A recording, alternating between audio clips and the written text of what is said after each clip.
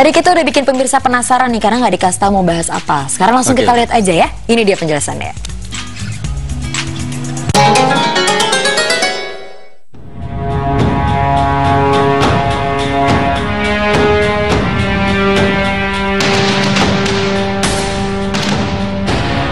Mengapa Rasulullah Shallallahu Alaihi Wasallam poligami?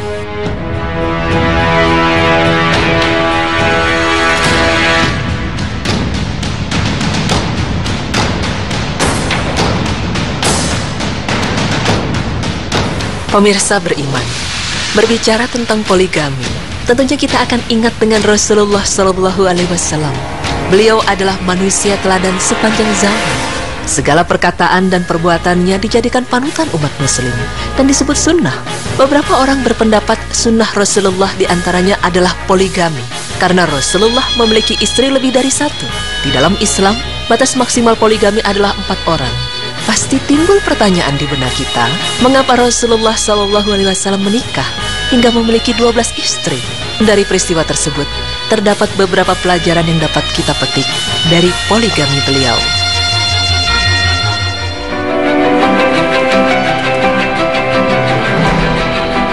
Rasulullah SAW tidak menikah dengan wanita-wanita yang masih gadis, padahal beliau mampu untuk melakukannya. Gadis yang beliau nikahi hanya 1 orang saja, yaitu Aisyah. Sebagian istri beliau adalah janda-janda yang telah memiliki anak seperti Ummu Salamah dan Khadijah. Sementara yang lain adalah janda seperti Hafsah, Zainab, dan yang lainnya. Tujuan beliau menikahi Ummahatul Mukminin tersebut bukan semata-mata untuk mencari kepuasan. Jika beliau mencari kepuasan, pasti beliau sudah menikahi para gadis. Allah Subhanahu wa Ta'ala memerintahkan beliau menikahi banyak wanita agar sunnah-sunnah beliau yang dikerjakan di rumah bisa diriwayatkan secara utuh. Istri-istri beliau berperan dalam meriwayatkan sunnah-sunnah beliau saat di rumah, dan para sahabat meriwayatkan sunnah-sunnah beliau ketika di luar rumah. Dengan menikahi 9 perempuan, maka riwayat-riwayat tersebut disandarkan kepada orang yang banyak sehingga semakin menguatkan riwayat tersebut. Tujuan lain beliau berpoligami adalah untuk menundukkan hati kabilah-kabilah besar agar mereka masuk Islam. Kabilah yang sebagian besar kerabat dari istri beliau membuat Rasulullah SAW lebih mudah mengajak mereka masuk Islam. Dengan demikian banyak golongan orang Yahudi yang masuk Islam. Lalu bagaimana kisah Rasulullah SAW ketika menikahi ke-12 istrinya? Pemirsa beriman, banyak di antara kita yang belum mengetahui banyak tentang kisah hidup sang panutan kita, Rasulullah SAW. Begitu pula dengan istri-istri beliau. Kali ini kita akan mengulas kisah ke-9 istri Rasulullah. Istri pertama Rasulullah adalah Khadijah binti Khuwailid. Rasulullah mengawini Khadijah ketika beliau masih berumur 25 tahun, sedangkan Khadijah sudah berumur 40 tahun. Khadijah sebelumnya sudah menikah 2 kali. Suami pertama Khadijah adalah Abi Halim Al-Tamimi, dan suami keduanya adalah Oteak Al-Makhzumi. Keduanya sudah meninggal sehingga menyebabkan Khadijah menjadi janda. Pernikahan Rasulullah dan Khadijah ini dikaruniai sejumlah anak laki-laki dan perempuan, akan tetapi semua anak laki-laki beliau Al-Qasim dan Abdullah meninggal. Sedangkan anak-anak perempuan beliau adalah Zainab, Ruqayyah, Ummu Kulsum, dan Fatimah. 15 tahun setelah menikah dengan Khadijah, Rasulullah pun diangkat menjadi nabi, yaitu pada umur 40 tahun. Hingga Khadijah pun meninggal pada tahun 619 Masehi, Rasulullah SAW sangatlah mencintai Khadijah. Sehingga hanya setelah sepeninggalnya Khadijah lah Rasulullah baru mau menikahi wanita lain.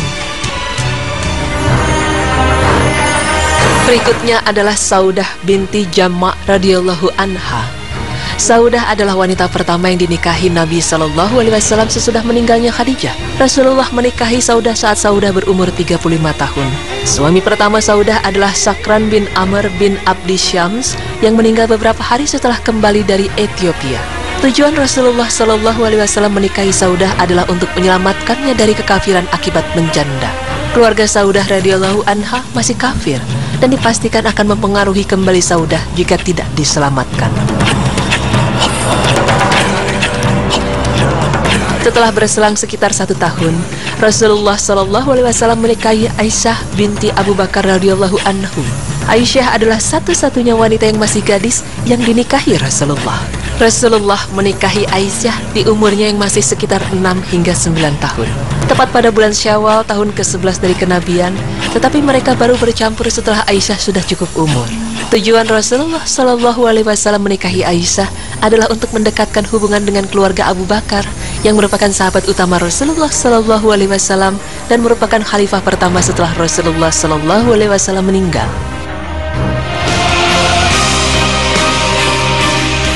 Istri Rasulullah yang keempat adalah Hafsah binti Umar bin Khattab radhiyallahu anhu, adalah putri dari Umar. Hafsah adalah janda dari Hunais bin Huzaifah yang gugur sebagai syahid dalam perang Badar. Rasulullah Shallallahu Alaihi Wasallam menikahinya untuk menghormati ayah Hafsah, yaitu Umar bin Khattab radhiyallahu anhu, yang kelak menjadi khalifah kedua setelah Rasulullah Shallallahu Alaihi Wasallam meninggal. Istri Rasulullah berikutnya adalah Zainab binti Khuzaimah radhiyallahu anhu. Ia adalah janda dari Abdullah bin Jahsy yang gugur sebagai syahid di perang Uhud. Rasulullah menikahinya pada tahun keempat Hijriah, namun Zainab meninggal setelah 2 hingga 3 bulan setelah menikah dengan Rasulullah Sallallahu Alaihi Wasallam.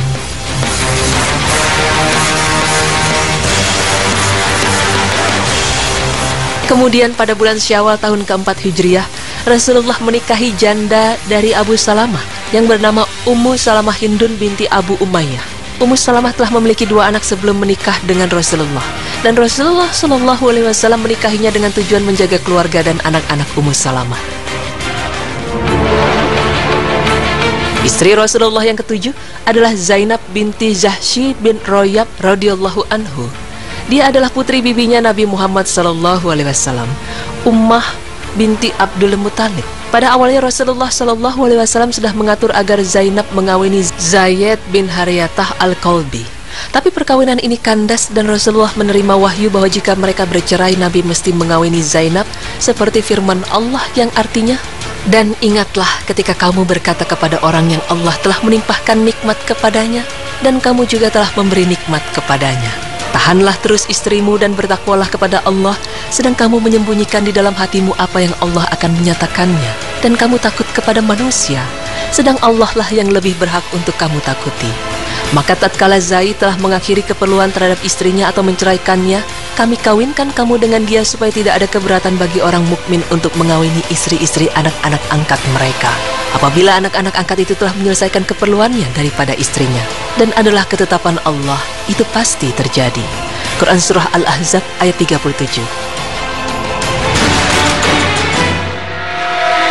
Berikutnya Rasulullah menikahi Zuwariyah binti Al-Harits radhiyallahu anhu. Ia adalah janda dari Masafiyah bin Safwan. Zuwariyah radhiyallahu anha adalah putri dari Al-Harits bin Dirar, pemimpin Bani Mustalib yang pernah berkomplot untuk membunuh Rasulullah Sallallahu Alaihi Wasallam, namun berhasil ditaklukkan. Zuwariyah kemudian menjadi tawanan perang yang dimiliki oleh Sabit bin Qais bin Shimas, kemudian ditebus oleh Rasulullah Sallallahu Alaihi Wasallam. Rasulullah kemudian menikahinya untuk melunakkan hati syukunya kepada Islam. Kemudian pada bulan Muharram tahun ke-7 Hijriah, Rasulullah menikahi Ummu Habibah Ramlah binti Abu Sufyan radhiyallahu anhu. Suami Ummu Habibah pertama adalah Ubaidillah. Suaminya tersebut murtad dan meninggal di Habsyah. Namun Ummu Habibah tetap istiqomah terhadap agamanya. Alasan Rasulullah Shallallahu Alaihi Wasallam menikahinya adalah untuk menghibur beliau dan memberikan sosok pengganti yang lebih baik baginya. Selain itu sebagai penghargaan kepada mereka yang hijrah ke Habasyah, karena mereka sebelumnya telah mengalami siksaan dan tekanan yang berat di Mekah.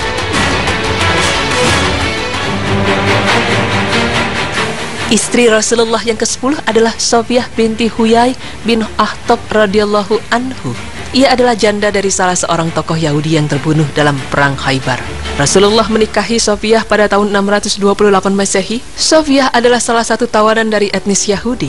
Pada saat itu Rasulullah berjanji akan menikahinya jika ia masuk Islam. Maka masuklah ia dalam Islam. Tak lama dari itu Rasulullah kembali menikahi janda dari Abdul Ar-Rahman bin Abdul Uzza, yaitu Maimunah binti Al-Harits radhiyallahu anhu. Ia adalah seorang janda yang sudah berusia lanjut, dinikahi di bulan Zulqaidah tahun 7 Hijrah pada saat melaksanakan Umrah Qada. Rasulullah menikahinya sebagai penghormatan bagi keluarganya yang telah saling tolong-menolong dengannya. Maimunah sendirilah yang datang menemui Rasulullah dan meminta agar menikahinya.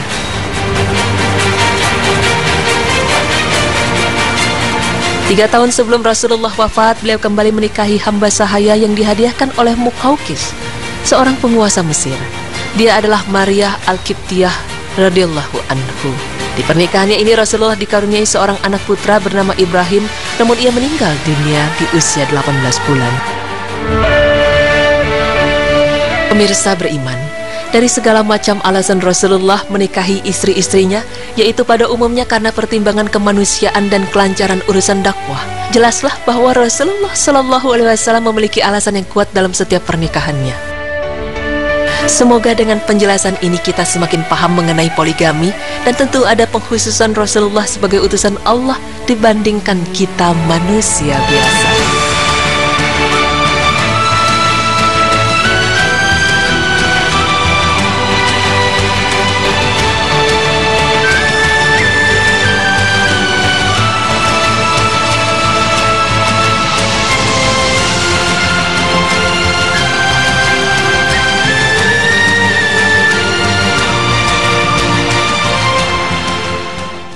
Oke, kita move on ke berita selanjutnya. Kita akan membahas tentang jalan-jalan. Kira-kira kita akan jalan-jalan kemana ya pemirsa? Jangan kemana-mana, tetap di Berita Islami Masa Kini. Allahu Akbar.